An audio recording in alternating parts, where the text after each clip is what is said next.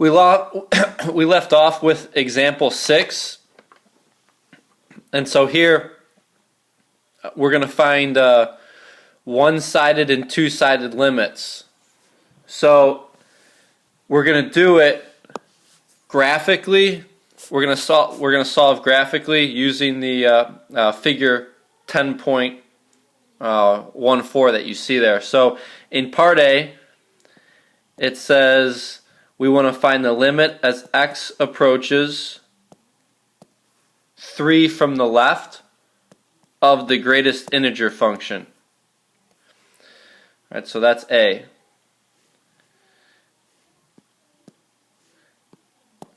In B, we want to find the limit as x approaches 3 from the right.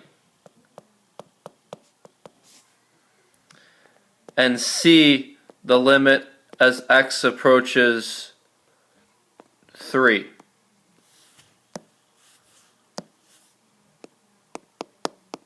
Okay, so in A and B here, those are one-sided limits. The left side limit is part A, and the right side limit is part B. In part C, that's your two-sided limit. Okay? Now, if we look at part A, as x approaches 3 from the left, so here's x equals 3. We want to find the limit as x approaches 3 from the left. So as we approach 3 from the left here, what's the y coordinate? Or if we look at the graph in relation to the y-axis, our y-coordinate is getting closer and closer to what?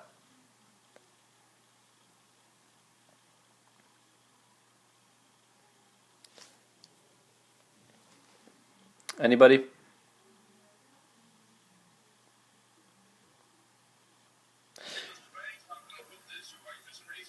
So let's just say that this point right here, let's say that's 2.1. What's the y-coordinate of that point right there?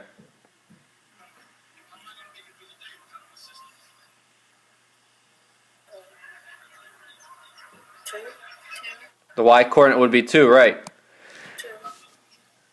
Now,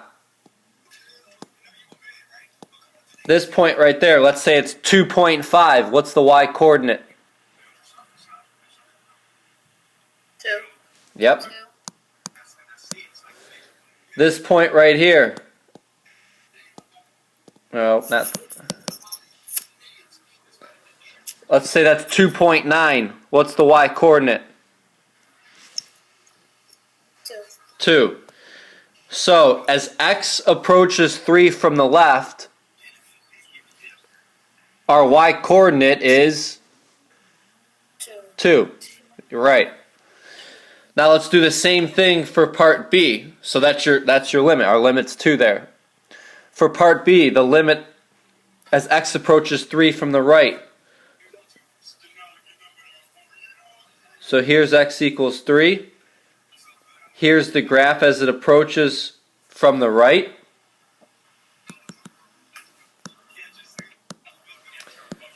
All right. So let's say this point right here is 3.5. What's your y-coordinate? 3. 3. This point right here, 3.1. What's your y-coordinate? 3. So as we get closer and closer to 3, but we're coming from the right, the graph in relation to the y-axis is getting closer, or is 3. So the limit for part B is 3. Now,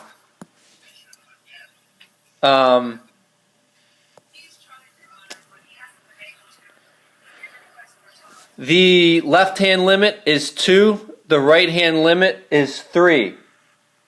They aren't the same. So because they aren't the same, in part C, the limit as x approaches 3 does not exist.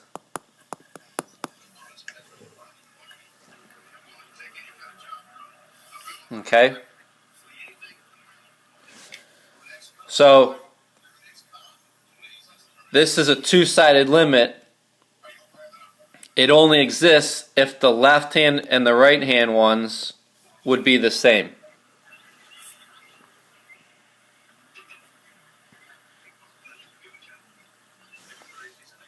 Any questions?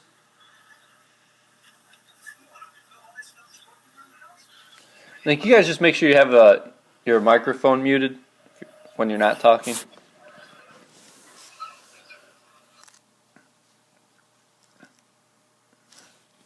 All right. So now we're going to start talking about limits at infinity. We've done this. We did this early in the year when we were doing end behavior. So this should be a little bit of a review.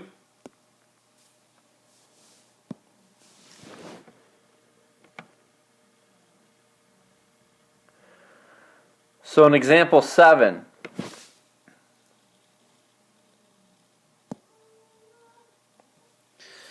we want to find the limit as x approaches negative infinity.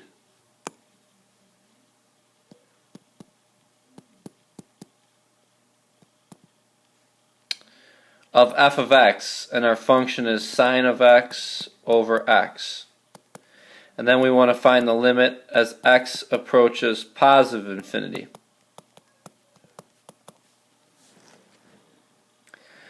Okay, so this is end behavior. So as x approaches negative infinity, so as we move this way along the x-axis towards negative infinity, the graph is getting closer and closer to what? So the graph in relation to the y-axis is getting closer and closer to what?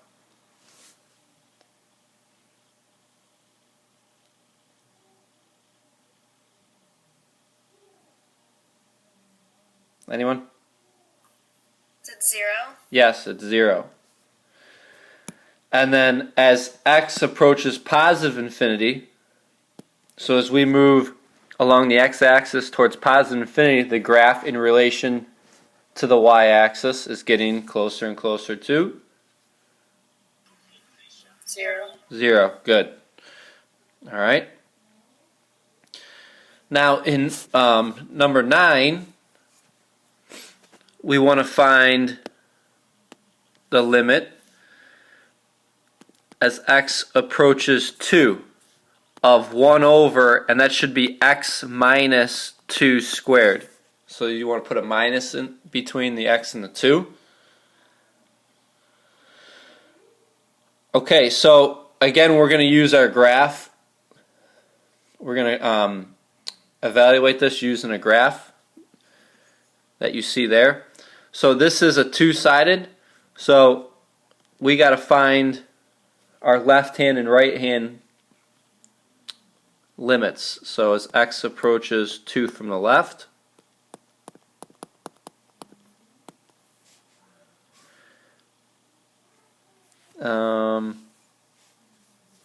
and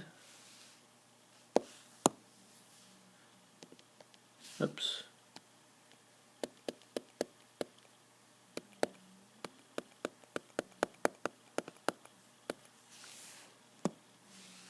Okay. So as x approaches 2 from the left, as we come, so here's x equals 2, as we come from the left, the graph in relation to the y-axis is going where?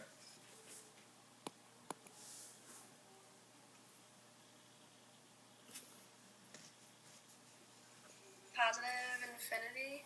Good. And then as x approaches 2, so as x approaches 2 from the right, it's also going to positive infinity. So our right hand limit and our left hand limit are the same. So therefore, we can say that the limit as x approaches 2 is going to be infinity. Okay? Now, sometimes, depending on your teacher, sometimes because this limit is not a number, you may, or the teacher may say, okay, the limit does not exist there. All right, that's not how, so if you're doing a multiple choice and you're asked to find this, and the answer is, and the multiple choice doesn't include infinity, but it includes does not exist, you would say does not exist. All right. Sometimes, again, if this is not a number, like if the limit is positive infinity or negative infinity, if it's not a number, they may say it doesn't exist. Okay, so one of those two. Any questions with that? No. Okay.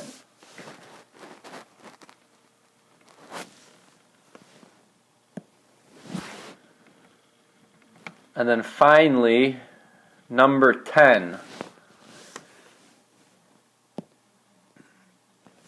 So here we have the limit as x approaches 0 of sine of x over x. Now early on in this section, we were told what this limit was. All right, we were told that it was 1. So we're basically going to show you why it is 1. So this is a two-sided, so let's find the left and right hand limits. So as x approaches 0 from the left,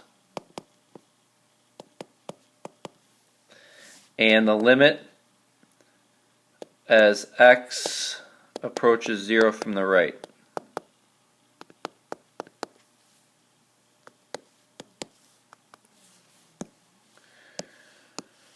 Okay, so as x approaches 0 from the left, the graph in relation to the y-axis is getting closer and closer to 1. Yep. And as it approaches 0 from the right, 1. 1 again. Yep. Up. Sorry, we want to put that here. Okay, so our left hand limit and our right hand limit are the same. So that's 1. All right. Now, I want to kind of put this all together. So if you have a spot on your guided notes where it's free and clear, I want you to write this stuff down here.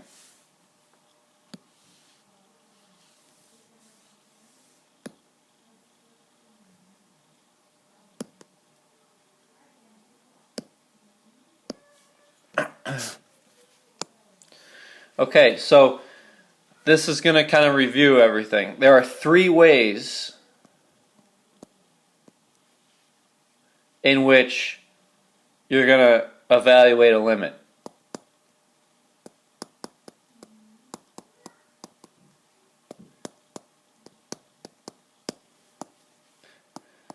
All right, and we talked about these in example 1. You can do it graphically. You can use a table. And you can do it algebraically.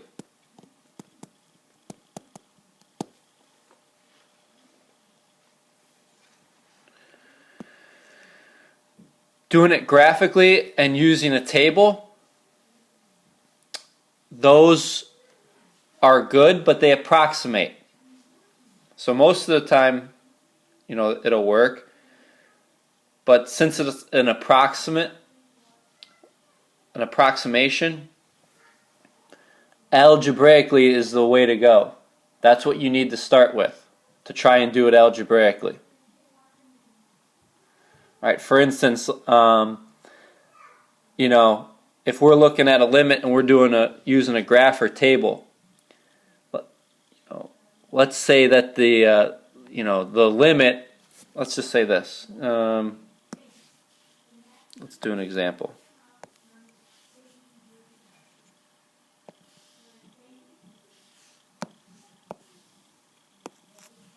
Okay, let's just say we have something like this, and we want to find the limit as x approaches positive infinity. Okay, so we can look at this and we can say, okay, as x approaches positive infinity, the graph in relation to the y-axis is getting closer and closer to, it looks like 0. So right? And that would be a good guess, but maybe in actuality, if we did it algebraically, it wasn't 0, it's getting closer and closer to a fourth. Alright, so that's why we want to try and do it algebraically first.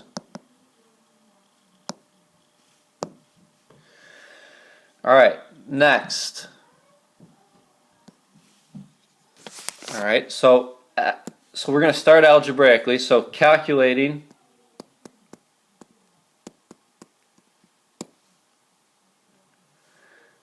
the limit as x approaches a of f of x algebraically.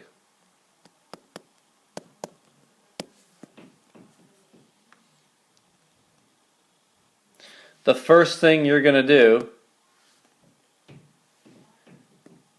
is substitute.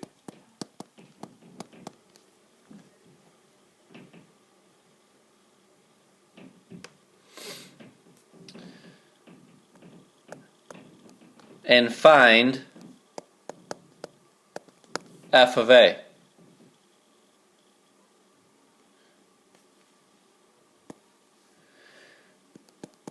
If f of a equals b, where b is a real number,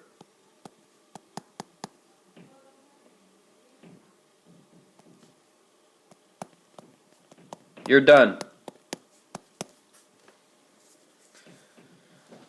Okay, so an example of this. If you have, let's say, f of x, let's do this.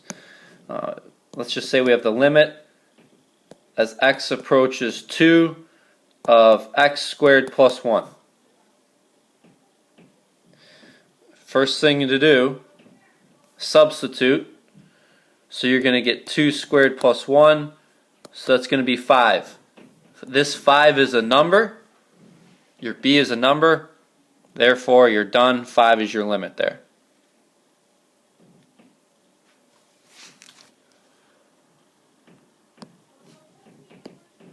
Do you guys have that copied? Yeah. Okay. Now,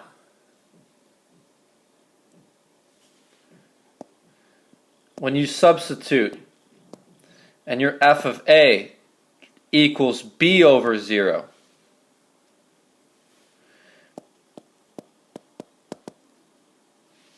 this would indicate, more than likely, a vertical asymptote present. And you can graph or use a table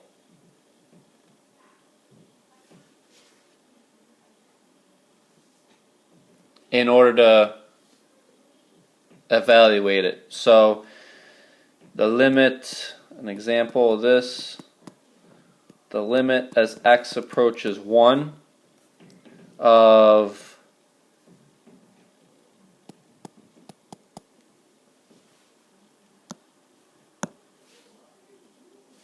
let's say let's do this. Let's make it easy. 1 over x minus 1. Okay, when you substitute, you're going to get 1 over 1 minus, you're going to get 1 over 0. Alright, so if you get that, go ahead and graph and use the table to find your limit.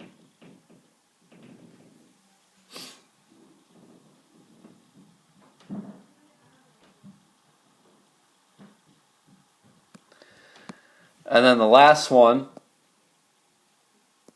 if when you substitute and your f of a equals 0 over 0, we call this the indeterminate form.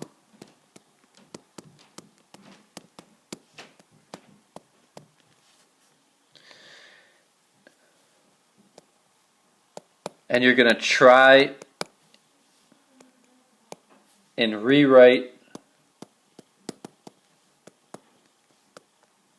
the function.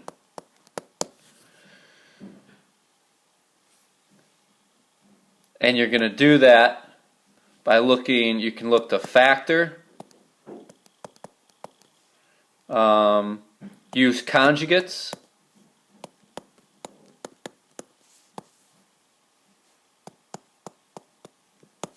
substitute and use trig identities,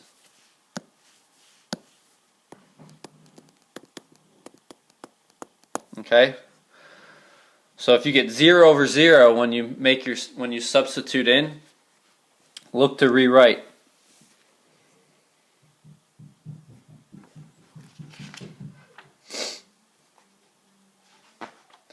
So an example of this, give you a minute to copy that down.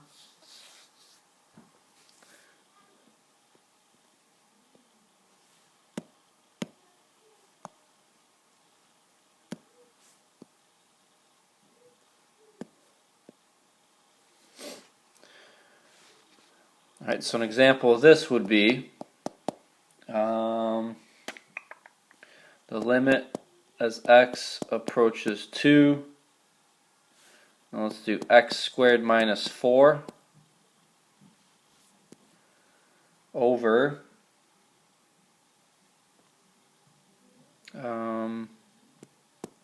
x minus 2. So when you substitute in, you're going to get 2 squared, which is 4, so you're going to get 4 minus 4 over 2 minus 2, that's 0 over 0. So you get the 0 over 0. Now look, okay, can I rewrite this somehow?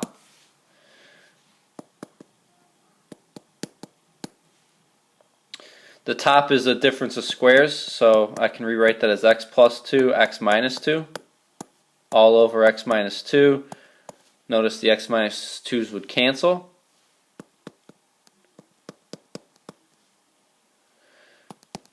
Leaving you with the limit as x approaches 2 of x plus 2. Now you can go ahead and substitute in,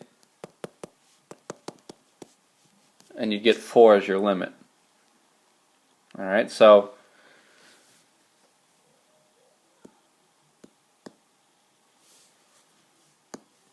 to review,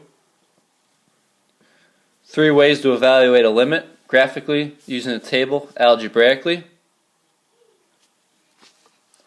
We want to try to do it algebraically first. The first thing you want to do is substitute.